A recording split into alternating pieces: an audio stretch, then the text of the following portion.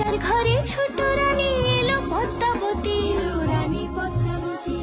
রাজার আরো 6টি রানীর ছিল না সন্তান, পদ্মাবতীর কোলালোতে মিলল সমাধান। বছর যেতে জন্ম নিল 7 ছেলে 1 মেয়ে, হয় খুশির আকাশ হঠাৎ কালো মেঘে গেল ছেয়ে। হিংসেতে যায় জ্বলে পুড়ে বাকি 6টি রানী, যুক্তি করে ঘটায় ওরা 7 কুমারের হানি। সুযোগ মতো 7 ছেলেকে মাটিতে দেয় পুঁতে, বাঁচে একা পারুল, ওরা পায় না তাকে ছুতে। ধাইমা বাজায় সেই মেয়েকে বড় করে তোলে, 7 ভাইকে পায় যে পারুল 7টে চাপা ফুলে। এত কিছুর পরেও রাজার বিপদ যে কাটে না, সূর্য নগরে সুখের সূর্য আর ওঠে না।